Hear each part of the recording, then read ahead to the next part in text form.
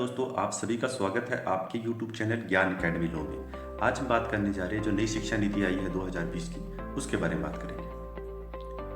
तो सबसे पहले यह जानना जरूरी है कि आज 29/7/2020 को यानी 29 जुलाई 2020 को जो हमारी कैबिनेट है, यूनियन कैबिनेट है, जिसकी अध्यक्षता माननीय प्रधानमंत्री महोदय द्वारा की जाती है, उसके द्वारा इस पॉलिसी को अप्रूवल दे दिया गया है।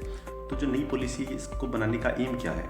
तो इसका एम एक ही है कि जो आज के टाइम के अंदर जो शिक्षा नीति चल रही है स्कूलिंग की, हायर एजुकेशन की, उसको ट्रांसफॉर्म करना पूरा, यानी पूरी तरह से परिवर्तित करके उसके अंदर चेंजेस करना, उस उद्देश्य से इस नीति को बनाया गया है। अब बात करते हैं कि जो ये पॉलिसी बनी है इसमें एक्स्ट्रा क्या है।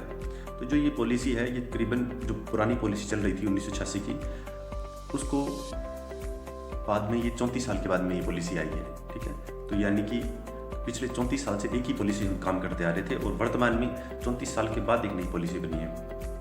इस पॉलिसी के जो बनाई गई है, इस पॉलिसी की जो अध्यक्षता है वो जो इसरो के चीफ थे कस्तूरी रंगन जी, उनके द्वारा एक ड्राफ्ट बनाया गया था जो 2018 के अंदर सबमिट कर दिया गया था।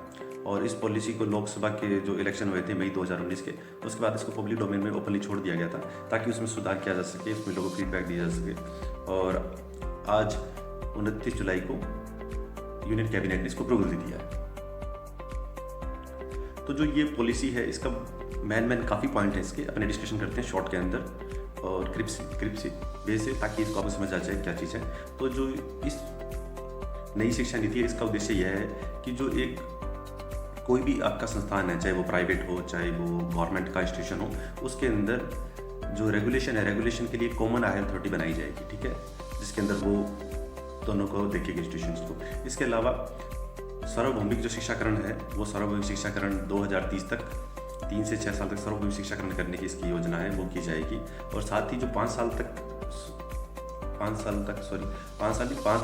कक्षा तक यानी 5th ग्रेड तक इसके अंदर जो भी बच्चा पढ़ेगा वो अपनी मर्जी से, ठीक है, उसको अपनी मदर टंग के अंदर उसको शिक्षा दी जाएगी, या वो जिस रिलीजन के अंदर जहाँ पे जो स्टेट है उसके अकॉर्डिंग जो भाषा है उसके अकॉर्डिंग वो अपनी मदर टंग के अंदर वहाँ पर शिक्षा प्राप्त कर सकता है। उस पर कोई इम्पोज नहीं की जाएगी कि आपको यही भाषा सीखनी है, यही भाषा करनी है, कोई चीज़ पे इम्पोज नहीं की जाएगी लैंग्वेज।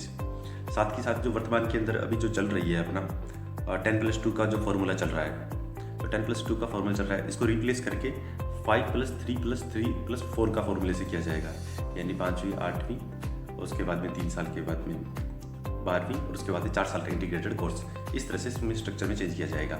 इसके साथ ही इसका एक उद्देश्य यह भी है कि 2020 तक करीबन 2 करोड़ जो बच्चे हैं जो एजुकेशन सिस्टम से बाहर आ चुके हैं, उनको ओपन स्कूलिंग के द्वारा एनओएस चलती है, जो ओपन स्कूलिंग क्लासेस चलती है स्कूल से होती है, जो उसके थ्रू उन बच्चों को मेन स्ट्रीम में लाना ताकि बच्चे वो पढ़ सके, शिक्षा ग्रहण कर सके। इसके साथ ही 360 डिग्री पूरा सार्वभौमिकरण के रूप से प्रोसेस में लर्निंग आउटकम बाहर लेना, यानी इसके अंदर टेक्नोलॉजी उसका यूज़ करना, कोडिंग का यूज़ करना, सब चीज़ करके पूरे 360 डिग्री यानी जितना संभव हो सके उस तरह से इसके अंदर आउटकम लेना है बच्चों का। और जो इसमें नया फ्रेमवर्क जो बनाया गया है उसके अंदर जो पहले 2021 से ये फ्रेमवर्क अप्लाई हो जाएगा, जिसके बाद के अंदर जो पहले ऐसा होता था कि कोई स्टूडेंट है, ठीक है, वो 12th की, उसके बाद में उसने ग्रेजुएशन किसी भी स्ट्रीम में कर ली, चाहे उसने बीए किया, चाहे उसने बीकॉम किया, बीएससी किया, ठीक है। अब बीएससी करने के बाद उसको लगा कि इधर को जॉब नहीं मिल रही है, उसके बाद उसने बीएड कर लिया। तो वैसा नहीं रहेगा। अगर कोई इंसान अगर टीचिंग प्रोफेशन में आना चाहता है तो वो 12th के बाद के अंदर ही उसके बाद इंटीग्रेटेड होगा, यानी बीए प्लस बीएड या फिर बीएससी प्लस बीएड या बीकॉम प्लस बीएड, इस तरह से, यानी इसको पता है कि इसको टीचिंग ही करवानी है, इस तरह से इसको इंटीग्रेटेड डिग्री मिलेगी 4 ईयर की बीएड की, ये चीज़ कर दी। साथ ही इसका एक उद्देश्य यह भी है कि जो 2035 तक जो अपनी ग्रॉस एनरोलमेंट है वो 50% तक और बढ़ा सकते हैं अपने 2035 तक। और जो हायर एजुकेशन है उसके अंदर 350 करोड़ सीट है वो भी उसमें ऐड की जाएगी, यानी जो भी हाल फिलहाल में जितनी सीटें हैं गवर्नमेंट के द्वारा स्वीकृत सीटें हैं, उसके अलावा 3.5 करोड़ सीटें और बढ़ाना ताकि हायर एजुकेशन सभी स्टूडेंट्स को अवेलेबल हो सके। अब लैंग्वेज के इशू की बात करते हैं। तो जो लैंग्वेज का जो इशू है, क्योंकि इस पर दिक्कत ये थी कि जब ये स्टार्टिंग के अंदर जब ये ड्राफ्ट आया था तो उस पर ये लिखा गया था कि मैंडेटरी है, हिंदी भाषा है वो सभी स्टूडेंट्स के लिए मैंडेटरी कर दी गई थी। तब इसमें काफ़ी विरोध हुआ था साउथ के स्टेट्स के द्वारा, नॉर्थ के स्टेट्स के द्वारा, राज्यों के द्वारा, तो अब उसके अंदर उस क्लोज को ड्रॉप कर दिया गया, उस क्लोज को हटा दिया गया है। अब इसमें ये कर दिया गया कि अब जो त्रिभाषा फॉर्मूला बोलते हैं, इसको 3 लैंग्वेज फार्मूला बोलते हैं, ठीक है, उसको फ्लेक्सिबल कर दिया है। कोई भी लैंग्वेज है वो किसी स्टेट पे लागू नहीं की जाएगी, थोपी नहीं जाएगी कि आप कोई लैंग्वेज को भी बच्चों को करवाना ही है या यह चीज़ है, ऐसा कुछ भी नहीं किया जाएगा। जैसा स्टेट चाहेगा उसको कोडिंग कर सकता है। तो इस पर जो लैंग्वेज की बात करते हैं, अब जैसे संस्कृत है, Sanskrit will be offer to as option. इस पे जो संस्कृत है, संस्कृत भाषा है, वो ऑफर की जाएगी सभी स्कूल के लेवल्स पे और हायर एजुकेशन के लेवल पे संस्कृत ऑफर की जाएगी। वो उसको पढ़ाए ना पढ़ाए, वो बाउंडिंग नहीं रहेगा उस स्टेट के ऊपर। वो स्टेट का है, स्टेट उस पॉलिसी को कैसे इम्पोज करवाता है, कुछ भी करवाता है, वो चीज़ रहेगी। इसके साथ भी जो सेकेंडरी लेवल रहेगा, सेकेंडरी लेवल के अंदर फॉरेन लैंग्वेज के लिए ऑनलाइन मॉड्यूल रहेगा कि उसके अंदर वो पढ़ सकता है। यानी विदेशी भाषा, कोई जर्मन सीखना चाहता है जर्मन सीख सकता है, फ्रेंच सीखना चाहता है फ्रेंच सीख सकता है, इटालियन, स्पेनिश, कोई भाषा सीखना चाहता है तो वो मॉड्यूल है, वो आपका सेकेंडरी लेवल के बाद उसके अंदर आ जाएगा। क्योंकि जो अपना एजुकेशन है, एजुकेशन समवर्ती सूची का विषय है, ठीक है। समवर्ती की सूची की वजह से होने की वजह से इसके अंदर सरकार ने ये कर दिया है कि जो स्टेट गवर्नमेंट है वो अपने अनुसार इसको पॉलिसी को कैसे इम्प्लीमेंट करना है, किस तरह से भाषा को लागू करना है, कैसे करना है, वो अपने हिसाब से उसको इम्प्लीमेशन करवा पाएगी। उसके बाद में एक ये भी काम किया गया, नई जो पॉलिसी बनाई गई है, इस पे एग्ज़ाम जो पहले टिपिकल एग्ज़ाम होते थे, उस टिपिकल एग्ज़ाम को इस पर हटा दिया गया है और इसको ईजी बना दिया गया। पहले के मुकाबले जो 10वीं और 12वीं की जो परीक्षाएं होती थी उसको ईजियर बना दिया गया है। पहले ऐसा होता था कि चीज़ों को रटना पड़ता था, रटाफिकेशन होता था, मेमोराइज करना पड़ता था। अब उसको रटाफिकेशन को हटा के ईजी वे में कर दिया गया कि जो उसकी समझ है, समझ कितनी हुई है उस सब्जेक्ट पर, उस चीज़ को कर दिया गया। साथ ही 2 बार एग्ज़ाम कर दिया गया है स्टूडेंट को, एक स्टूडेंट है वो 2 बार एग्ज़ाम दे सकता है। इसके साथ ही ये किया गया है कि जो नया फ्रेमवर्क बना है उसके अंदर ये कर दिया गया है कि जो स्कूल होगा उसकी गवर्नेंस को चेंज कर दिया गया है न्यू एक्रीडिटेशन के अकॉर्डिंग, फ्रेमवर्क में इंडिपेंडेंट अथॉरिटी कर दिया गया है जो इसको गवर्नमेंट और प्राइवेट स्कूल को देखेगी। एक अलग से बनाती गई अथॉरिटी, वो इस चीज़ को देखेगी। और इसमें जो हायर एजुकेशन है उसके अंदर जो मेडिकल लाइन है और आपकी लॉ लाइन है उसको छोड़ दिया, इसको मतलब छोड़ दिए, जो जैसे चल रहा था उसमें वैसे ही चलेगा। बाकी सबके अंदर इसमें इंप्रूवमेंट किया गया है कि आप इस तरह से कीजिए और फ्लेक्सिबल वे से बनाया गया है कि आप एग्ज़ाम ईजी वे से करवा सकते हैं, 2 बार पेपर दे सकते हैं। पर ये लॉ और मेडिकल है उसको छोड़ के है। और इसमें ये भी बात कही गई है कि जो काफ़ी टाइम से जो ये चीज़ें जो बीच में आ रही थी, काफ़ी रुकावटें आ रही थी, उन रुकावटों को हटा के स्मूथ वे से एक आउटकम बाहर आ सके, बच्चा कुछ सीख सके, ना कि रट्टा मारे, यानी सीखे। इस तरह से इस पॉलिसी को बनाया गया है। और इसमें और भी एक चीज़ बड़ी की गई है कि इस पर अब 3 BA+ जो अपने बात कर रहे थे, जैसे पहले BA+ और B.Ed की वही सेम सिस्टम इसमें क्या गया, होलिस्टिक इसमें अप्रोच बनाई गई है विस्तृत। और इसमें यह कहा गया है कि जो बैचलर डिग्री है उसको रिसर्च डिग्री के साथ के अंदर नॉर्म्स के अकॉर्डिंग उस पर ईजियर बनाया गया है उसको सीखने के लिए। और इसमें एक एकेडमिक बैंक भी बनाया जाएगा, जो ये करेगा तो क्रेडिट को एक सेटअप करेगा कि इतना क्रेडिट बना गया इस इंस्टीट्यूशन ने। जैसे पॉलिसी कर दी ना कि आप एक पॉलिसी को दूसरे पॉलिसी में चेंज कर सकते हैं, जैसे एक नेटवर्क को मोबाइल को दूसरे नेटवर्क में कन्वर्ट कर सकते हैं, जैसे जियो का, एयरटेल का, रिलायंस, ITC कोई भी आपके पास में है तो आप दूसरे में से कन्वर्ट कर सकते हैं। वैसे इस पर एक बैंक बनाया जाएगा कि इस इंस्टीट्यूशन में इसने पढ़ा है बच्चे ने, तो इसके इतने मार्क्स ये बन रहे हैं, उस मार्क्स के अकॉर्डिंग वो दूसरे इंस्टीट्यूशन में जा सकता है, ठीक है, ताकि 2 इंस्टीट्यूशन के बीच में क्रेडिट कोई दिक्कत ना आए, इस तरह से। और जो एक इसमें सबसे एक ये भी इंपॉर्टेंट है कि जो MPhil की डिग्री होती थी उसको हटा दिया गया है। अब MPhil की डिग्री आगे से नहीं होगी, ये चीज़ भी इसमें बात कही गई है। और जो अभी एफिलिएशन होता है कॉलेज का, ये UGC अप्रूव किया जाता है और ये सब चीज़ें कहते हैं, ये अगले 15 साल के अंदर इस चीज़ को आउट कर दिया जाएगा। अब आगे से UGC का कुछ भी नहीं रहेगा, UGC के थ्रू कि उसको आपको ये करना है कि उससे अप्रूवल लेना है, ये सब चीज़ें बंद कर दी जाएगी। और कॉलेज अपनी तरफ से डिग्री है उसको ग्रांट करेगा, अपने हिसाब से वो कॉलेज के बना पाएगा। कॉलेज या यूनिवर्सिटी आपके जो होंगे, यूनिवर्सिटी के अकॉर्डिंग जो कॉलेज रहेंगे उस हिसाब से वो अपने हिसाब से अपना कोर्स बना पाएंगे और उसके अकॉर्डिंग वो शिक्षा दे पाएंगे।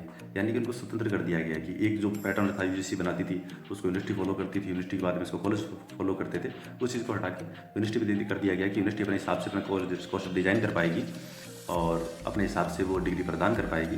और उसका जो बात की गई थी कि उसके एकेडमिक बैंक बनाया जाएगा, उसमें उसका वेटेज रखा जाएगा कि कितना वेटेज है, इस तरह से बनाया गया।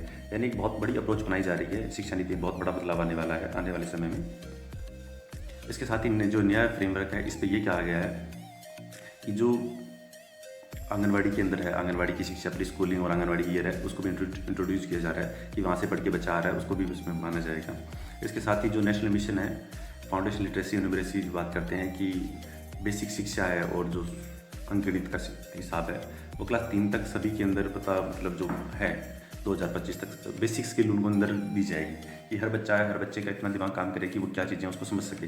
साथ ही इसमें ये किया जाएगा कि कोडिंग की क्लासेज कि आप कोई भी चीज़ देखते हैं कोडिंग में होती है, फ़ोन ऑपरेट करते हैं उसमें आप देखते हैं थोड़े दिन बाद एक अपडेट और आ गया। अपडेट का मतलब ये आ गया उसकी कोडिंग में चेंजेस हो गए हैं, तो कोडिंग की क्लासेज साथ में दी जाएगी मतलब बच्चों को। साथ ही वोकेशनल ट्रेनिंग दी जाएगी ताकि एक बच्चा है छठी क्लास से चीज़ें दी जाएगी ताकि वो बच्चा अपना विकास कर पाए, ठीक है। और ऐसा ना हो कि उसको ये कन्फर्म हो कि 10वीं पास अगर वो हुआ है तो 10वीं के बाद के अंदर उसको फिर सिर्फ ऐसा ही करना है कि उसको या 12वीं कर ली तो कलर बनना है या बैंक में जाएगा, ऐसा नहीं। उसको पता होगा अलग अलग स्ट्रीम में वो जा सकता है, उसके पास स्किल होगी, वोकेशनल ट्रेनिंग वो चीज़ की जाएगी।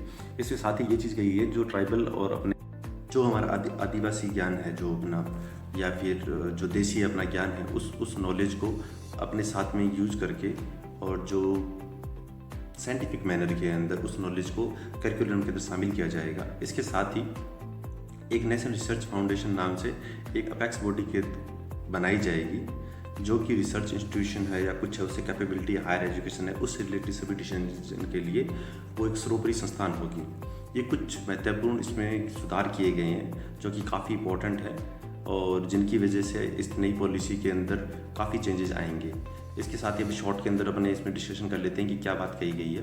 तो इसमें ये कहा गया है कि जो न्यू ये पॉलिसी बनाई गई है, ये न्यू पॉलिसी बनाने का एक ही उद्देश्य है कि जो अभी वर्तमान के अंदर शिक्षा नीति है उसमें सुधार किया जा सके। साथ ही जो इसमें पब्लिक स्पेंडिंग हो रही है वो जीडीपी का 6% तक स्टेट और आपका सेंटर मिलके ये कोशिश करेंगे कि 6% जीडीपी का तक उसको अपने इस पर स्पेंडिंग कर सके। साथ ही जो अपनी एचआरडी मिनिस्ट्री है, ह्यूमन रिसोर्स डेवलपमेंट जो मिनिस्ट्री होती है उसका नाम चढ़ के चेंज कर दिया गया, उसका बदलाव कर दिया, मिनिस्ट्री ऑफ एजुकेशन कर दिया गया उसका नाम, ये बदलाव किया जाएगा इसके अंदर। और साथ ही इस पॉलिसी के अंदर जो टेक्नोलॉजी है और डेवलपमेंट है, डिजिटल रिसोर्सेज है उसको बढ़ावा दिया गया है। साथ ही इसमें ये किया गया कि स्कूल की जो शिक्षा है उसको सार्वभौमिकरण किया गया है, ठीक है। इसका मीन्स ये हो गया कक्षा 3 से लेकर 10 कक्षा तक 2030 तक सभी को शिक्षा अवेलेबल हो पाए, ये मेंशन किया गया है, ये काम करने का प्रयास किया जाएगा। और साथ ही 2025 तक सभी को शिक्षा मिल पाए, सभी को सांख्यिकी ज्ञान हो और लिटरेसी हो, उनकी शिक्षित हो जाएं, ये काम किया जाएगा। और साथ ही जो 5वीं कक्षा तक है उसकी जो बच्चे की शिक्षा होगी उस पर कोई रिस्ट्रिक्शन नहीं रहेगा, कोई प्रतिबंध नहीं रहेगा कि कोई एक भाषा उस पर लाद दी जाए, ऐसा कुछ नहीं रहेगा। वो अपनी मर्जी से अपनी मदर टंग के अंदर पढ़ना चाहिए वो पढ़ सकता है, या जो उस रिलीजन और मतलब उसकी आपके स्टेट के अकॉर्डिंग जो भाषा है उसके अकॉर्डिंग उसको शिक्षा प्राप्त कर सकता है। और साथ ही इसमें 2021वीं जो सेंचुरी है ये सभी को पता है, ये कोडिंग की सेंचुरी है, जो आपकी आर्टिफिशियल इंटेलिजेंस है उसकी जनरेशन है। तो इसके अंदर जो कोडिंग है उस पर काफ़ी फोकस दिया जाएगा, कक्षा 6 से ही कोडिंग पे फोकस कर दिया जाएगा। साथ ही वोकेशनल जो ट्रेनिंग है उसको इंटीग्रेट साथ में कर दिया जाएगा। और जो बोर्ड के एग्ज़ाम है उसको इजी रूप में बना दिया जाएगा। और जो हायर एजुकेशन है अपनी उसके अंदर एक अम्ब्रेला स्कीम के रूप में, एक अम्ब्रेला मतलब एक ही रूप के अंदर और जिस छाता होता है जो 2-3 लोग खड़े हो सकते हैं, उस तरह से अम्ब्रेला स्कीम के अंदर सभी पे एक रेगुलेशन बनाई गई है कि वो एक ही रेगुलेशन सबको टैकल करेगी, सब उसी के अंदर होंगे, वो सभी को गाइड करेगी। पर उसके अंदर जो आपकी लीगल फील्ड होगी और मेडिकल फील्ड होगी उसको छोड़ के सबके लिए एक रेगुलेटरी बनाई गई है। इसके साथ ही जो फॉर्मूला 10+2 का था उसको हटा के अब 10+2 की जगह 5+3+3+4 कर दिया गया है। यानी लास्ट में 12th के बाद में जो ग्रेजुएशन या व्यवस्था होती थी वो उसको इकट्ठा कर दिया गया, 5 साल की जगह उसको 4 साल के रूप में बना दिया गया। और MPhil है उसको टोटली हटा दिया गया है, उसकी जगह 1 से 2 साल का PG प्रोग्राम बनाया गया है। और जो अपना अभी ये एफिलिएशन वाला जो काम होता है कि UGC से अप्रूवल लेना, डिग्री बनाना, ये चीज़ इस चीज़ को अगर आने वाले 15 साल में समाप्त कर दिया जाएगा। और इसकी जगह अब कॉलेज अपने स्वतंत्र रूप से अपना पाठ्यक्रम तैयार कर पाएगा, अपनी डिग्री दे पाएगा। ये इस नीति के मुख्य उद्देश्य हैं और बहुत ही अच्छा प्रयास किया गया सरकार के द्वारा नई शिक्षा नीति बना के। और इसके अंदर बाकी आने वाले समय में पता चलेगा कि सरकार का जो करिकुलम है, जो सरकार चाहती है पूरे देश में एक करिकुलम रहेगा, एक पाठ्यक्रम रहेगा, उसका क्या प्रभाव रहता है। और काफ़ी चैलेंजेस रहेंगे सरकार के सामने कि ये तो एक खाका तैयार किया गया, इस तरह से करेंगे। पर आने वाले समय में जब कोडिंग की बात की गई है, तो कोडिंग पढ़ाने के लिए उसके लिए एक आपको प्रशिक्षित, एक आपको एजुकेटेड, वैसा ही टेक्निकल आपको एक टीचर चाहिएगा जो उन बच्चों को पढ़ा सके, उस वे में पढ़ा सके जिस वे में सरकार पढ़ाना चाहती है। तो आगे क्या होगा, कैसे होगा, किस समय होगा, किस समय इम्प्लीमेंट हो पाएगा, वो समय पे छोड़ देते हैं। अभी फिर कुछ नहीं कह सकते उस पर। और लास्ट के अंदर अपने इतने कह सकते हैं कि सरकार का जो मेन उद्देश्य है इस पॉलिसी को भी लाने का, अभी इसमें फोकस कर रही है सरकार की टेक्नोलॉजी है। इसके ज़रिए जो महामारी चल रही है कोविड की, उसके अंदर सभी स्कूल्स, यूनिवर्सिटी हैं, वो डिजिटल प्लेटफॉर्म को वो सपोर्ट करें, ताकि सभी, किसी बच्चा है उसकी शिक्षा रुक ना पाए, सभी बच्चों को शिक्षित होते रहें और सभी को शिक्षा मिले और ज्ञान आगे फैलता रहे। इस पार्ट में अभी इतनी बात करेंगे, नेक्स्ट पार्ट में अपने किसी और टॉपिक के साथ में अपने आएंगे। So thank you so much.